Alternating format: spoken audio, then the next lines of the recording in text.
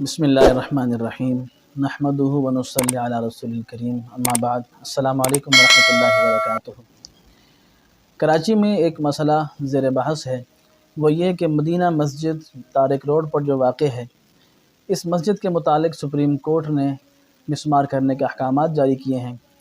اس کی تاریخی حیثیت یہ ہے کہ یہ مسجد سرکاری زمین پر نہیں ہے، بلکہ ہاؤسنگ سوسائٹی کی ملکیت تھی یہ زمین، اور اس سوسائٹی نے اس زمین کو پہلے پارک کے لیے مختص کیا تھا، اور اس پارک پر بھی حق صرف سوسائٹی کے رہائشیوں کا تھا۔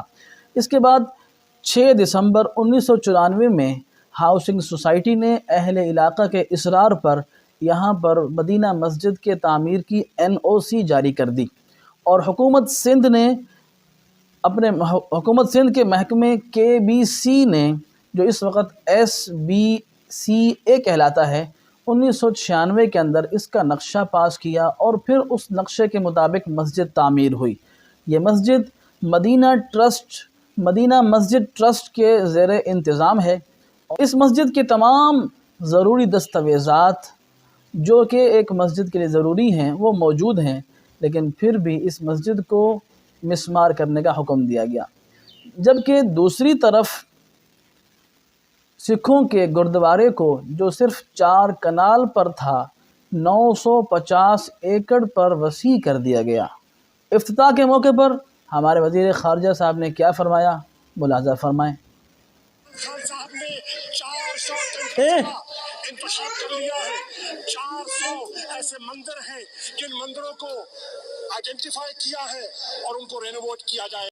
اور ہمارے چیف جسٹس صاحب نے مندروں کے لیے جو زمینیں ہیں ان کے لیے عدالت سے تحفظ دلوانے کا اعلان کیا، اس کا بھی ملاحظہ فرمائیں۔ بات کو سمجھا دیا گیا ہے، ان کو بار بار کہہ دیا گیا ہے کہ جتنی بھی مندر کی پراپرٹیز ہیں ان پراپرٹیز کو واپس کیا جائے، ان کے حوالے کیا جائے، اور اس کی مزید کوشش کریں گے کہ یہ ساری پراپرٹیاں قانون کے مطابق مندروں کے حوالے کیے جائیں۔ سپریم کورٹ کی پارکنگ آپ جانتے ہیں وہ بھی غیر قانونی ہے۔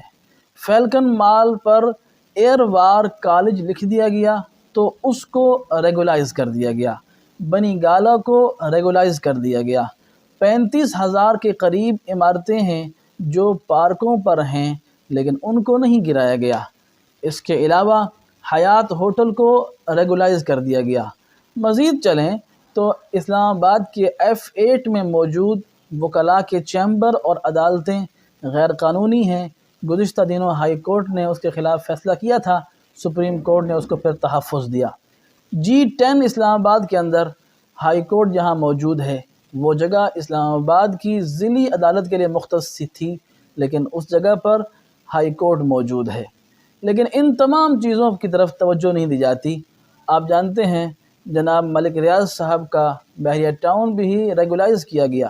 اگر یہ جن کو ریگولائز کیا گیا ہے یہ قانونی طور پر کیا گیا ہے تو وہ قانون یہاں کیوں نہیں لاگو ہوتا، اور اگر غیر قانونی طور پر کیا گیا ہے تو غیر قانونی اقدامات کیوں کیے جاتے ہیں؟ اور اس مسجد کے تمام سرکاری دستاویزات ہونے کے باوجود اس کے بارے میں یہ فیصلہ آنا، یہ ایک سوالیہ نشان ہے۔